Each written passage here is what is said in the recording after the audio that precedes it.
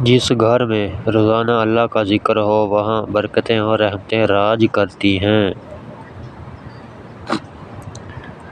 تھوڑی سی بات پر مطلب بدل جاتا ہے۔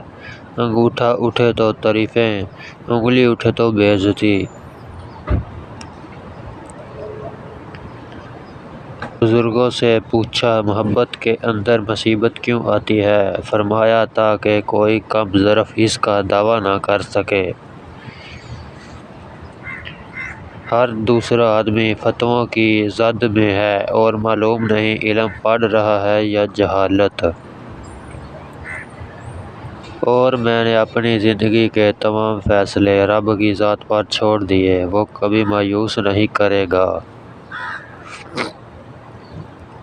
بزرگ فرمانے لگے، بیٹا تمہارا اپنا وہ ہے جو کسی اور کے لیے تمہیں نظر انداز نہ کر سکے۔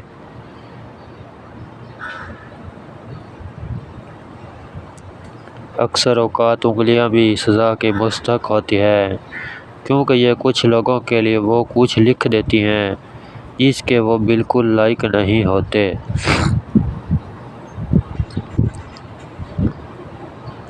ہمارے معاشرے کے لوگ ٹریفک کے اشارے سمجھنے سے قاصر ہیں، مگر آنکھوں کے اشارے سمجھنے میں پی ایچ ڈی کر رکھی ہے۔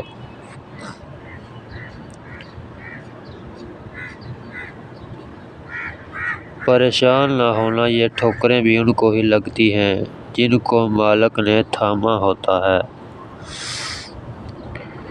کسی عالم دین کو بادشاہوں کی محفلوں میں آتا جاتا دیکھو تو اس سے دین مت لو۔ انسان دو چیزوں میں بے بس ہے، خوشی کو خرید نہیں سکتا اور دکھ سے بھاگ نہیں سکتا۔ کسی جال کے ساتھ اوپر بیٹھنے سے اچھا یہ ہے کہ کسی عالم کے ساتھ زمین پر بیٹھ جائے۔ اگر تمہیں کوئی اپنا دکھ سنائے تو ہمیشہ اس سے ہمیشہ اچھے سے پیش آؤ، کیونکہ تم صرف سن رہے ہو، وہ سب محسوس کر رہا ہے۔